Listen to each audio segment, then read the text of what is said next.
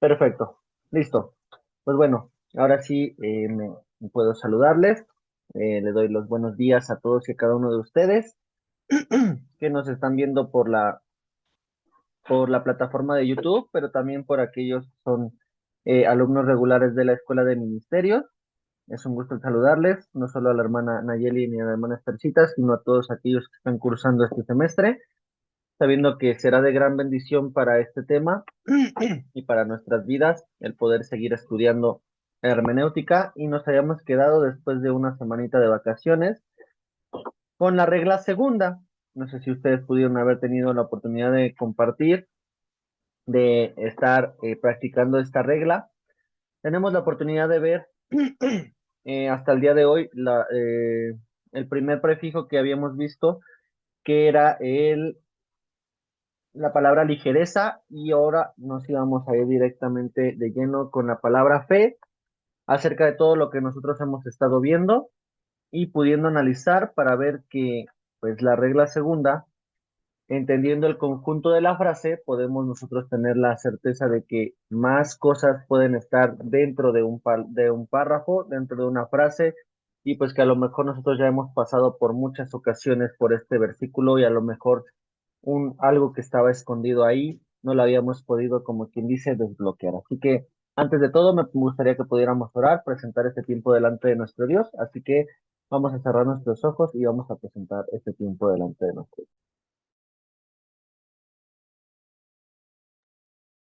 Señor Jesús, te damos gracias en esta hora porque nos permites estar delante tuyo, Señor, sabiendo que un corazón entregado y un corazón dispuesto delante tuyo, Señor, nos permite siempre tener a la mano y sobre todo al alcance tu palabra, tu sabiduría, tu bondad, tus planes, tu voluntad, tu soberanía, todo aquello que sea relacionado contigo, Dios, lo tenemos al alcance de nuestras vidas, Señor. Te pedimos que en esta hora tú seas como siempre entrenándote en esta clase, Señor, que tú seas el principal, Señor, motivo de nuestro estudio, que tú seas siempre, Señor, abriendo nuestro entendimiento, llevándonos a más, Señor, profundidad en el estudio, Señor.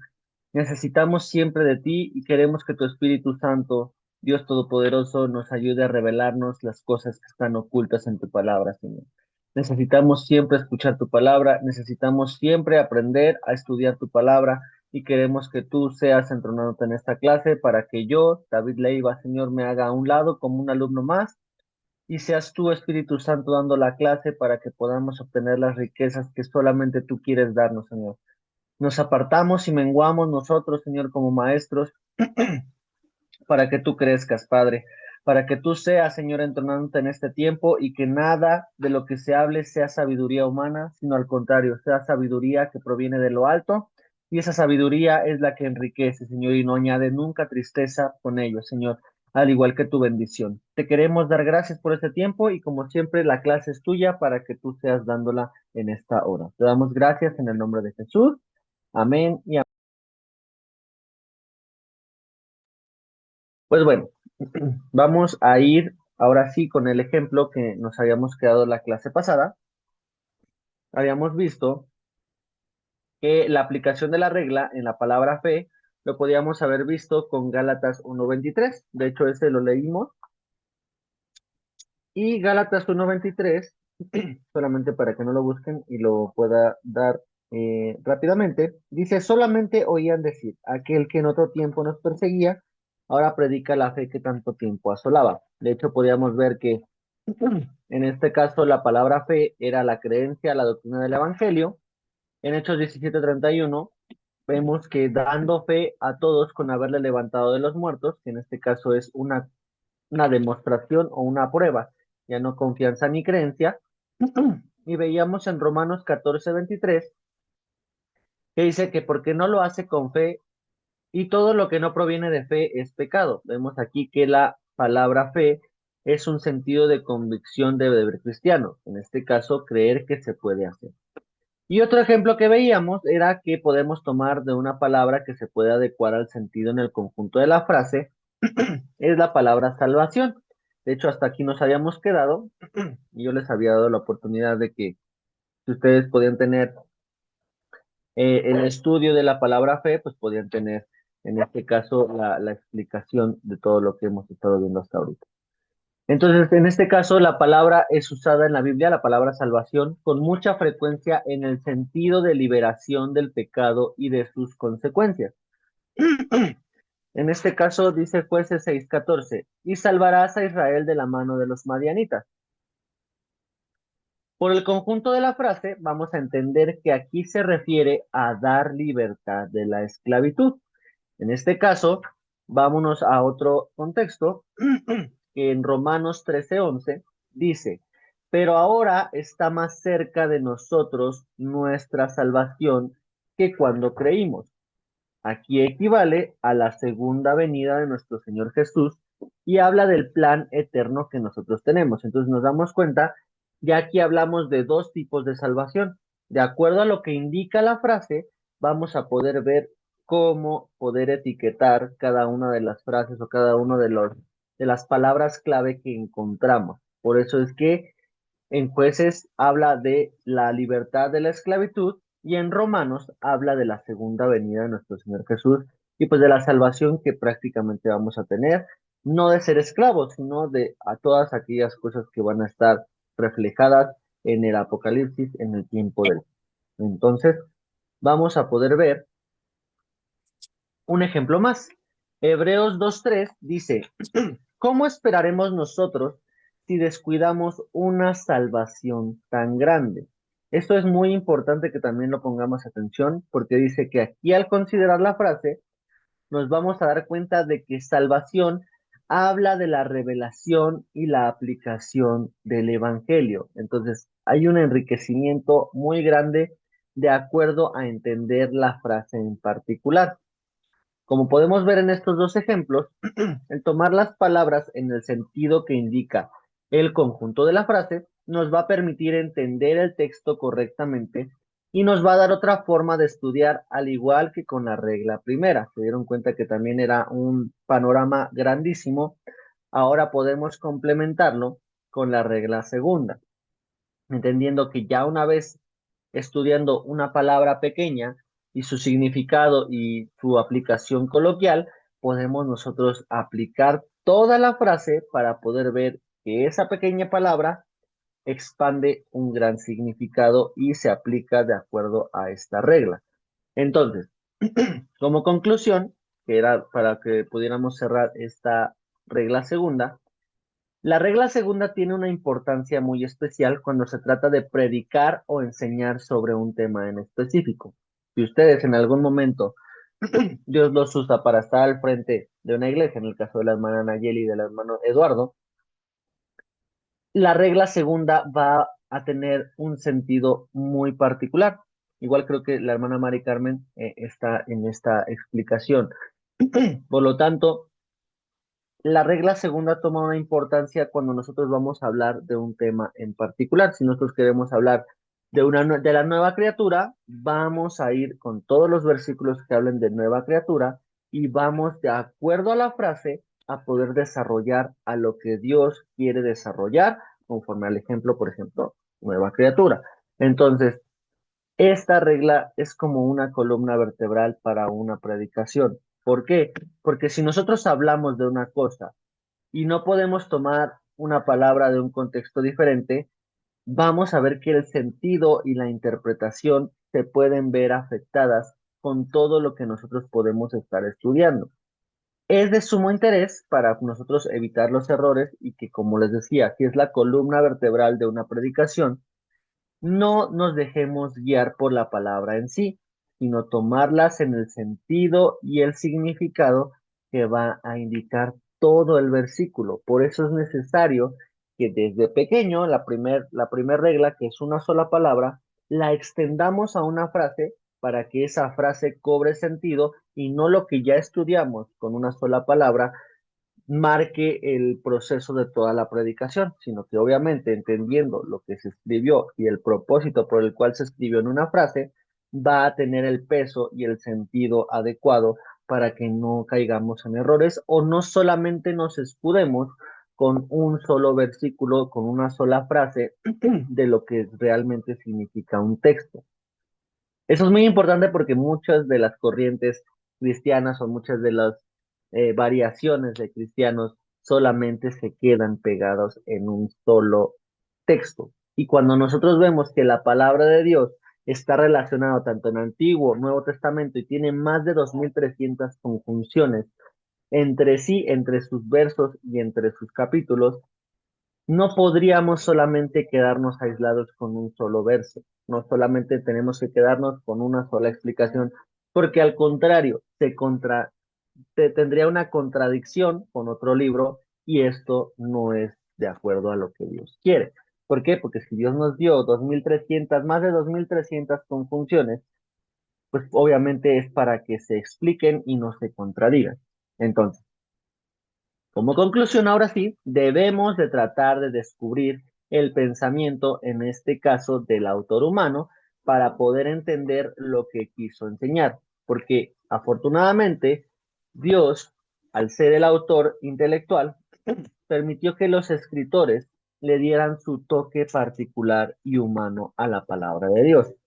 Obviamente aquí hablamos de que no está pues alterado lo que realmente Dios quiso plasmar, sino que Dios utilizó para poder plasmar las palabras que él quería con un toque particular humano para que nosotros lo entendiéramos de acuerdo a lo que ellos estaban viviendo y su contexto cultural e histórico. Entonces, espero que si aquí no hay una duda, podamos ya ir al cuestionario número 6 que les había dejado pendiente, que les había dicho que teníamos, como quien dice, un tiempo libre de la clase pasada para poder eh, tener este tiempo y ahora retomar con cuestionario 6 y con cuestionario 7. Cuestionario 6 tiene prácticamente 5 preguntas. La primera es, ¿cuáles son los dos tipos de requerimientos que debe tener un intérprete?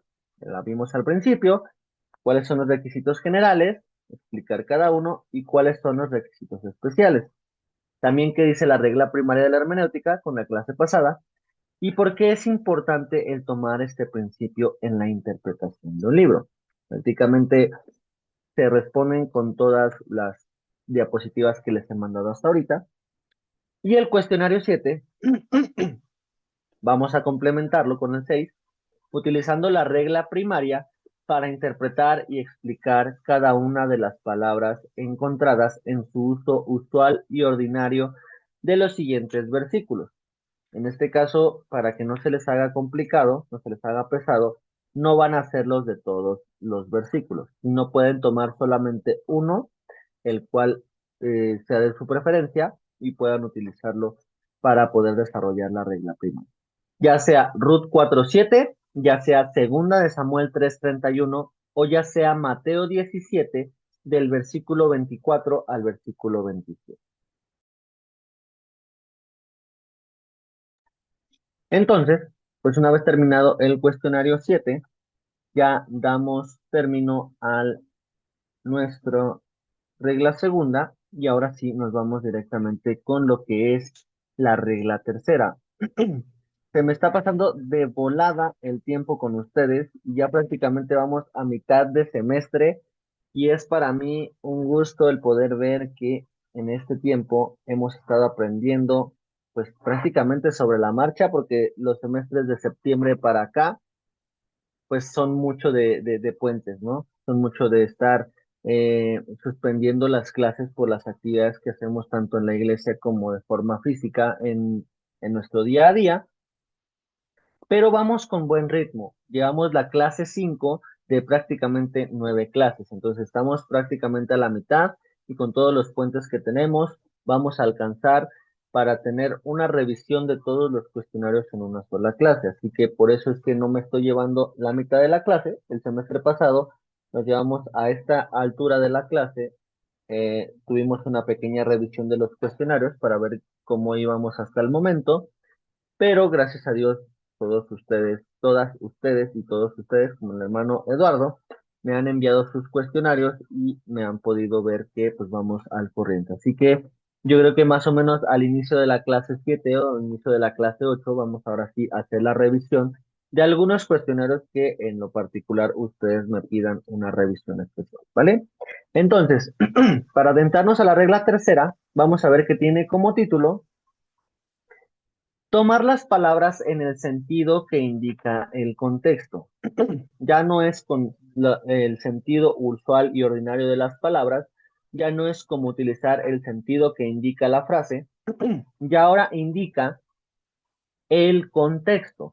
Tomar las palabras en el sentido que indica el contexto.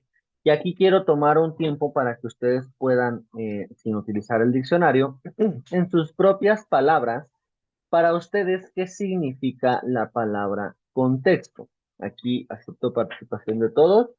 No importa que nos llevemos un poquito más de tiempo. Me gustaría escuchar de parte de ustedes, para ustedes, ¿qué significa la palabra contexto?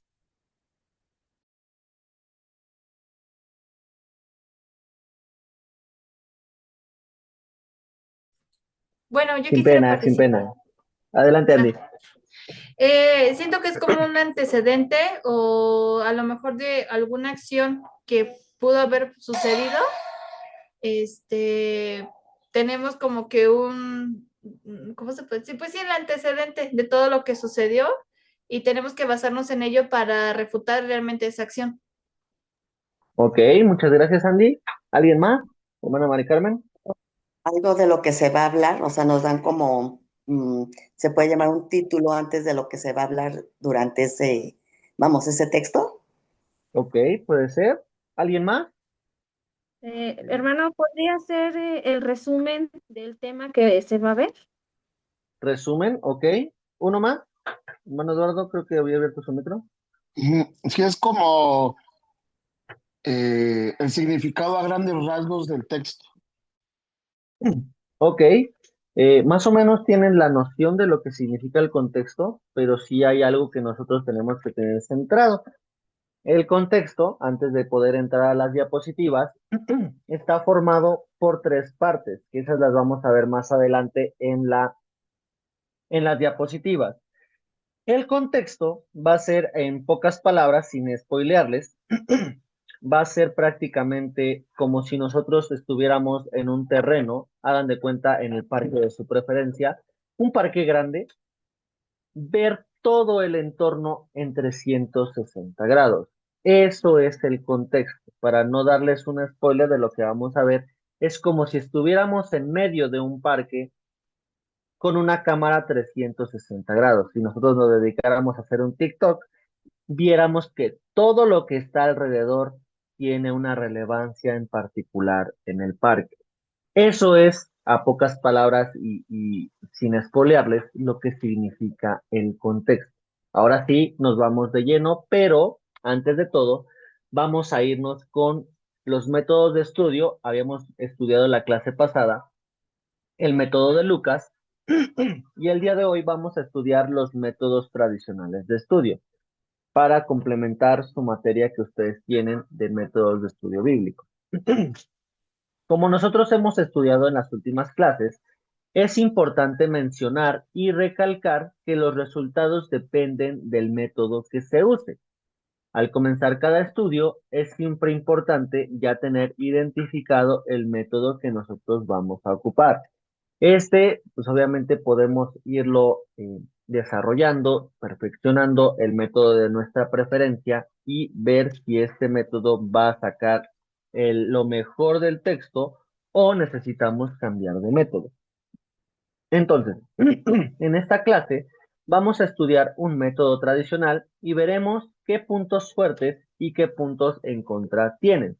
Anteriormente estudiábamos, como les decía, el método de Lucas y este ya es un método comprobado que nosotros podemos ocupar y utilizar en nuestra vida devocional diaria. Pero ahora nos vamos con los métodos más utilizados o más tradicionales. Por eso es que les puse así. El método intuitivo, la principal característica que logramos encontrar en este método es la falta de un procedimiento hermenéutico formal. Y aquí, ¿cómo me vas a explicar, cómo me va a explicar, profesor David, un procedimiento que no tiene algo hermenéutico formal? Porque es un método que todo cristiano utiliza. No es muy recomendable que lo utilicemos al 100%, pero es que prácticamente el 99% del cristiano utiliza el método intuitivo. El cristiano común o cristiano en general utiliza muy a menudo este método porque consiste solamente en leer unas palabras de la Biblia y poner en práctica lo que se aprendió. Es muy sencillo. El énfasis está en la aplicación del mensaje en su vida personal.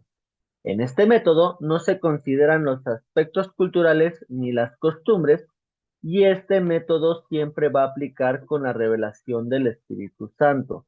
Por eso es que este método intuitivo es un poquito peligroso. ¿Por qué? Porque la revelación del Espíritu Santo debemos de respetarla, pero a veces las situaciones que nosotros consideramos como intuición no están dirigidas con el Espíritu Santo. El principio de intuición es un fundamento y no va a rechazar ninguna forma o actividad, ni la experiencia real de los lectores. La única ayuda, y la mejor, es la que se va a obtener del Espíritu Santo, y este método consiste en orar a Dios para pedir revelación, leer de manera secuencial la escritura sin un sistema práctico, resaltar las enseñanzas aplicables a la vida, aplicar lo leído y tener la seguridad de que si fue dirigido con el Espíritu Santo, lo aplicado va a rendir un fruto en nuestra vida. Muchas de las implicaciones, que son las verdades ocultas que hemos estado descubriendo con la regla primera y la regla segunda, de algunas declaraciones explícitas que están, pues, obviamente siendo evidentes en nuestra lectura diaria, se van a extraer solo por el uso de la imaginación o de la intuición. Por eso es que les digo que es un poquito peligroso este método, porque si solamente se extraen las verdades ocultas de las declaraciones explícitas, solamente se harán con el uso de la imaginación o de la intuición. Por eso es muy peligroso, porque es una cuerda floja en la cual un momento podemos estar en la verdad del Espíritu Santo y en la otra podemos caer en nuestra propia intuición o en lo que solamente nosotros pensamos que es correcto. Es necesario que caigamos, por más que cristianos nos llamemos, siempre estar apegados con lo que el Espíritu Santo dice. ¿Y cómo vamos a obtener la respuesta de parte del Espíritu Santo para saber qué es realmente lo que nos da la respuesta o realmente lo que nos da la seguridad de estar escuchando algo que venga de Dios? Sencillo, con una confirmación que le pidamos a nuestro Dios de que sea realmente lo que Dios está hablando a nuestras vidas, vamos a poder saber que esto que estamos aplicando está comprobado por el Espíritu Santo. Ahora, también volvemos a hacer un reproceso aquí, porque muchas veces incluso nuestro propio corazón nos vuelve a confirmar las cosas que creemos que están correctas. Por eso es que si ustedes tienen la oportunidad, lean cuando fue el llamamiento de Gedeón. Ahí les voy a dejar de tarea para que ustedes puedan buscarlo y entenderlo. El llamamiento de Gedeón fue con esta situación. Él sentía que a lo mejor era un emocionalismo, pero cuando Dios realmente le habla, ahí es cuando él pone manos a la obra y pide confirmaciones de parte de Dios para saber que él iba a ser elegido como un varón esforzado y valiente para poder seguir haciendo la voluntad de Dios y derrotar a un ejército que era poderoso, y sobre todo que con la ayuda de Dios y la confirmación de que él iba a ser ese hombre, tuvo la oportunidad de obedecerle. Entonces, se los dejo de tarea para que lo puedan ver y vamos a continuar con el estudio. El problema de la intuición es que puede llevar a un peligroso subjetivismo. Subjetivismo sería la imaginación sola o una fantasía. La dependencia de solamente la razón es que si solamente metemos la razón y no la revelación del Espíritu Santo, vamos a ser ciegos en nuestros ojos a una gran parte del contenido de la Biblia. No por nada Dios, por medio del Espíritu Santo, nos dejó todos estos contextos culturales para que nosotros no los pasemos de largo y entendamos el porqué de las cosas. No hay que olvidar que el Espíritu Santo es el autor de la Biblia. De ahí viene que este método se alimente en el 100%, no en el 99.99, no en el 99.97, el 100% de lo que Dios nos revele. Por eso es que muchos cristianos comunes erramos en el estudio de la palabra de Dios, porque no dejamos que el 100% del Espíritu Santo nos revele las cosas. Queremos nosotros aportar 70-30, 50-50, 60-40, hacer lo que nosotros queramos, cuando 100% debe ser la revelación del Espíritu Santo. La ventaja más importante que este método menciona es que el lector del mensaje es conducido a la obediencia de Dios a través de la escritura. No va a ser una mediación de lo que nosotros queremos sugerirle a Dios que haga por nosotros, sino que el mensaje va a conducirnos a la obediencia de Dios a través de la palabra. Entonces, hasta aquí, ¿tenemos alguna duda? ¿Todo bien? ¿Algo que quieran que regresemos? ¿Todo bien, hermano? Muchas gracias, hermano Eduardo. Vámonos con la siguiente diapositiva. El método intuitivo, hay 4 puntos a tener en cuenta en los cuales este método puede hacernos caer. El primero, uno de los riesgos más latentes y que se han visto a lo largo del uso de este método es que el lector pueda caer en un espíritu de superioridad. Lo hemos visto hace 2 clases, que el espíritu humilde que nosotros debemos de tener contrarreste al espíritu de superioridad. ¿Por qué? Porque si nosotros vamos a elegir como un cristiano común el método intuitivo, no solamente a nosotros nos va a hablar el Espíritu Santo. Debemos de saber que eso siempre va a ser una ley. No solamente nosotros vamos a tener la verdad absoluta, porque solamente uno tuvo la verdad absoluta en la tierra, que fue nuestro Señor Jesús cuando vino en la tierra. Si nosotros vemos que la palabra de Dios se nos ha revelado, nuestra obligación va a ser compartirla con todos los demás para que todos estemos en el mismo nivel. Recuerden que no hay hijos premium, no hay hijos consentidos, somos los mismos hijos de Dios, no hay hijos VIP. Somos hijos de Dios y todos merecemos recibir la palabra de Dios, no importa cómo nos comportemos, solamente de nosotros va a depender recibir la bendición de Dios que se obtiene por la obediencia o solamente recibir la misericordia de Dios. Ahí se ve la diferencia de un hijo de Dios, pero no quiere decir que por eso, que porque yo obedezco, yo voy a recibir la verdad solamente yo. Al contrario, yo que tengo la voluntad, la gracia y la misericordia de Dios, de ser un hijo que obedece, buscar compartirle a todos los demás hijos de Dios para estar completamente iguales en la revelación de la palabra de Dios. Otro punto que nos puede hacer caer con el método intuitivo, el subjetivismo y la imaginación que estén al 100%.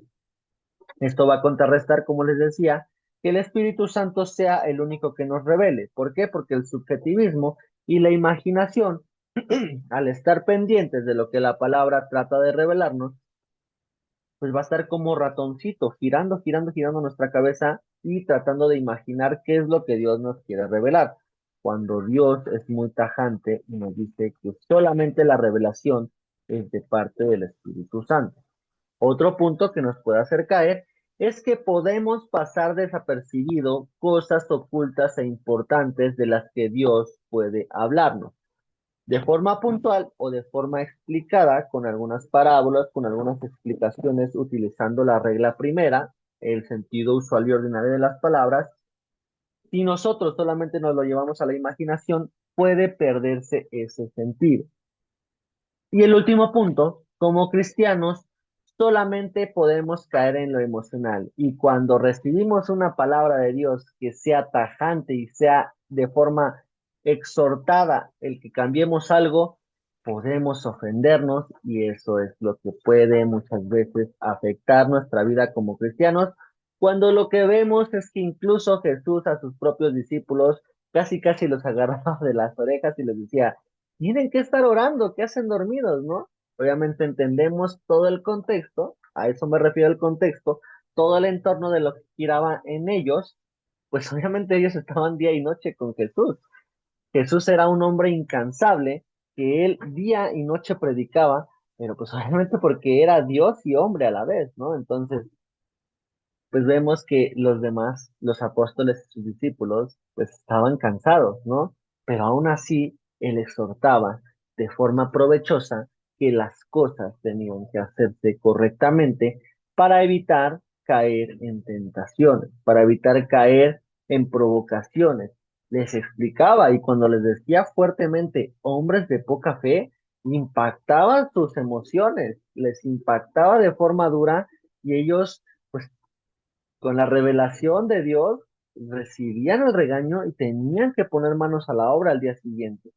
Al otro día tenían que ir a predicar a otro lado y tenían que hacerlo. De la misma forma, si nosotros vamos a adquirir el método intuitivo, va a haber situaciones en las cuales Dios nos va a exhortar y por eso es que el método intuitivo se enseña, pero no se recomienda al 100%. A lo mejor podemos basarnos con el método de Lucas, pero complementándolo con el método intuitivo, no solamente dejándonos llevar con el intuitivo, y ahí podemos hacer un estudio robusto y podemos ver con lo que Dios nos da como revelación personal, poder complementarlo con el método comprobado de Lucas y así llevar un control y una riqueza de estudio muy grande. Entonces, hasta aquí llevamos el método intuitivo y nos vamos ahora sí a la regla tercera. Tiene como título tomar las palabras en el sentido que indica el contexto. Ahora sí vamos a entender qué significa al 100% la palabra contexto. Esta regla es fundamental para no caer en errores doctrinales en cuanto a la interpretación se refiere. Como cristianos podemos tomar como costumbre el tomar versículos al azar sin entender el contexto en el que se encuentran. Esta regla se refiere a tomar en cuenta todos los versículos anteriores y posteriores al texto que se está estudiando. Aquí cobra sentido mucho lo que yo les estoy explicando desde hace varias clases con Filipenses 4:19. Por fin va a llegar el momento en el cual yo les explique por qué es uno de mis versículos favoritos, del por qué es importante el antes y el después del texto para recibir una promesa de la palabra de Dios.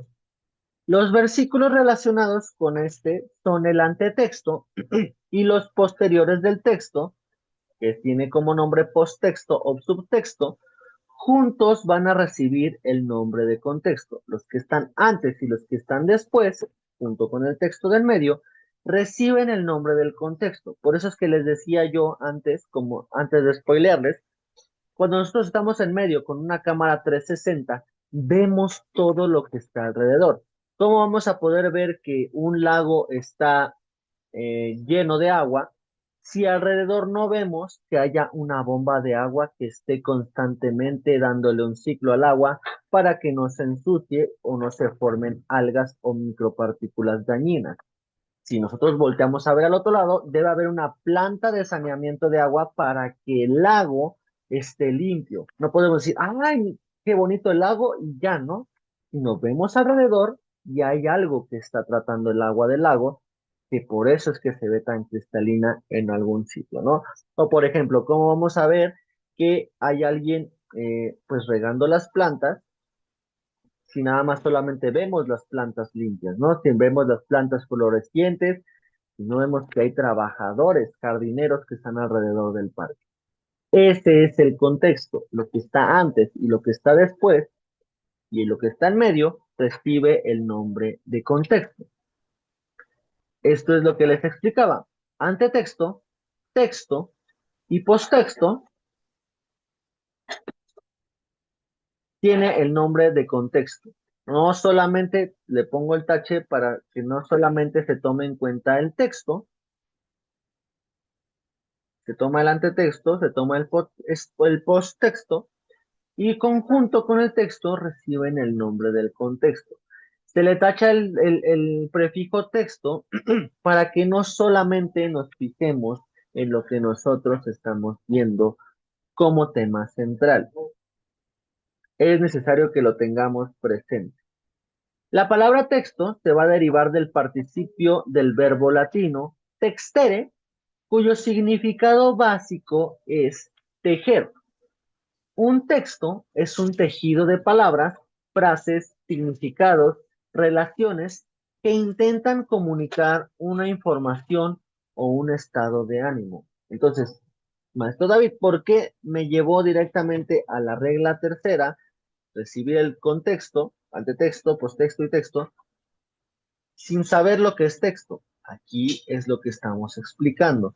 Para poder entender lo que significa un texto, ahora nos vamos a ir con un ejemplo que, pues, si algunos de ustedes saben bordar, me podrán dar la razón. Un tejido es algo que está creado para poderse unir a otra parte de tejido. En este caso, haciendo una camisa, haciendo una servilleta, haciendo cualquier cosa, un pequeño tejido se tiene que unir a otra situación que está también tejida para que tenga una estructura y sobre todo una hermosura en su elaboración. Entonces, en la comunicación escrita, ya sean libros u otro tipo de documentos, todo va a comenzar con las palabras.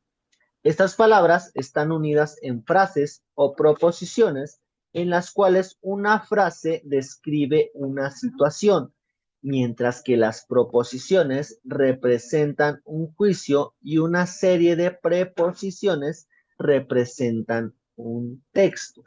Esto es muy complicado porque quienes estudiamos español y la vivimos fuerte, las proposiciones y las preposiciones son cosas diferentes. Entonces, la secuencia de preposiciones representan un texto, mientras que solamente una proposición es solamente una parte de un texto. Entonces, todo el conjunto que representa el texto a lo mejor nos va a bombardear con pequeñas cosas que nosotros estamos aprendiendo, pero todas esas pequeñas cosas que estamos aprendiendo, como por ejemplo una parábola, se va a explicar incluso con otra parábola, ¿no? Entonces, por eso es que si nosotros vemos en los evangelios, primero está una parábola, después está otra parábola, después está otra parábola, y al final viene la parábola que abarca la primer parábola que se explicó, y por eso es que Jesús dice, por eso es que yo les decía que ustedes tienen que hacer esto para que tengan éxito en el reino de los cielos. Entonces, ahí se abre por completo el panorama para que no solamente con una palabra, ni con una frase se explique un texto, sino con todo lo que viene antes y todo lo que viene después se explica todo lo que hemos estado viendo. Prácticamente es como si nosotros tuviéramos una memoria de 6 gigas y nos ponen una memoria de 256 gigas. Cuando se expande por completo lo que hemos estado aprendiendo y hasta el momento nos vuela la cabeza y nos vuela la capacidad de explicarlo y vamos a llevar tiempo para seguirlo desarrollando. Entonces, regresando al texto, es la unidad superior de la comunicación. Puede ser variable al poder centrarse en un solo versículo bíblico, en un solo capítulo o en un libro completo y va a corresponder a una comprensión que tiene como fin el comunicar en un contexto dado. Aquí hay dos maneras de entender qué es un texto y cómo diferenciarlo del resto del libro. El primer punto va a ser desde el punto de vista de su contenido o de su propósito, o que el texto tiene una función comunicativa. Entonces, su propósito o su función en particular nos va a dar la explicación de cómo diferenciar un texto de todo el resto del libro. Aquí, pues, también como tip, y que no está escrita en la diapositiva, ustedes también se pueden guiar con solamente los subtítulos que nosotros vemos en la palabra de Dios. Por ejemplo, yo estoy aquí en Gálatas 1 y aquí dice el ministerio de Pablo. ¿Cómo vamos a hablar de todo el contexto? Pues va a explicarse cómo está todo su ministerio, por qué empezó, cómo funcionó y cómo terminó hasta el momento en que les escribe a los Gálatas. Pues vamos a ver el por qué. Ahí es un pequeño tip que ustedes podrían tomar de cómo tomar el texto y el contexto con el posttexto para que ustedes formen un estudio robusto de la palabra de Dios. Aquí, pues me gustaría prácticamente terminar la clase para que no pudiéramos solamente tener pinceladas de lo que sigue, pero con un cuestionario más. Tengo 3 con ustedes ya hasta ahorita. No se preocupen si solamente me envían 6 y 7 y se queda pendiente el 8. No se preocupen. Lo que menos quiero es que ustedes se frustren y digan, ay, el maestro no me envió la clase pasada y hoy me aventó 3 cuestionarios. No se preocupen. De hecho, el cuestionario 7 no es muy avanzado, solamente es la regla primera en un solo texto. No se preocupen. Porque si les hubiera dado los 3, sí me hubiera sentido mal. Entonces, el primero sería, la primera pregunta sería, ¿cuáles son los 5 aspectos que debe trabajar el intérprete de acuerdo a la clase pasada? ¿Qué es un método? ¿Por qué es necesario seguir un método? ¿Cuáles son las 3 características del método de Lucas? ¿Cuál es la regla segunda de la hermenéutica? ¿Y qué herramientas podemos ocupar para poder ayudarnos a identificar las palabras en su sentido de la frase? Si llegan a tener una duda, por favor, háganmela saber. No se preocupen por el tiempo que pueda tomar la explicación de sus dudas. Con toda confianza pueden mandarme un mensajito, pueden echarme una llamadita o un audio de WhatsApp. No se preocupen, estoy ahí para auxiliarlos. Y pues prácticamente tenemos tarea de 3 cuestionarios. Si se llegan a atorar, por favor, háganmelo saber. Con esto finalizamos la clase. Yo creo que voy a tomar el tiempo para poder orar. Todavía son 11:57, tenemos 3 minutos para poder cerrar la clase. Vamos a orar y que Dios selle en nuestro corazón lo que hemos aprendido hasta ahora. Padre bendito, te damos tantas gracias por las riquezas que nos has dado en esta hora. Te damos gracias porque nos permites conocer en tu palabra todas y cada una de las cosas como si fuera un tejido, Señor, como si fuera algo que has creado excelentemente como una pieza fundamental de tu arquitectura, de tu obra de arte, de tu ingenio, de tu precioso diseño que quieres en nosotros plasmar, Señor. Queremos nosotros leerlo y sobre todo respetarlo. Así como el hombre, Señor, respeta las artesanías y las cosas de prodigios que tú has permitido crecer en la tierra, Señor, nosotros queremos de la misma forma aprender a respetar tu palabra, a admirarla, pero sobre todo a poder desarrollarla y seguirla desmenuzando para poderla aplicar en nuestra vida. Nos has dado métodos, Señor, que podemos aprender. Nos has dado palabras que necesitamos clave para poder utilizar. Nos has dado la regla primera de cómo utilizar una palabra con su sentido usual y ordinario. Nos has dado la oportunidad de analizar una frase en particular, pero hoy nos das el contexto. Nos das el antetexto, el subtexto y el texto para poder saber que lo que vemos antes, después y durante tiene una importancia sin igual, Señor. Ayúdanos a respetarla, pero sobre todo a entenderla y sobre todo a obedecerla, Señor, para que no solamente se quede como un estudio bonito, sino que verdaderamente tu palabra impacte en nuestras vidas y podamos tener la seguridad de que lo que hacemos es leer correctamente tu palabra sin ningún tipo de problema, sin ninguna atadura, ya con la confianza de que si no entendemos algo, lo podemos investigar y buscar.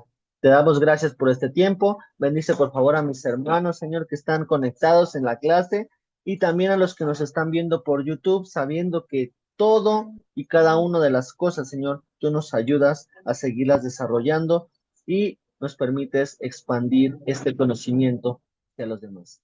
Te damos gracias en el nombre de Jesús. Amén y amén. Pues bueno, ahora sí me despido de ustedes.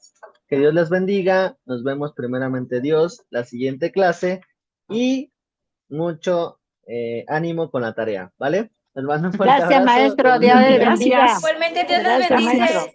Dios Que le estén muy bendiga. bien. Bendiciones. Bye. Bendiciones.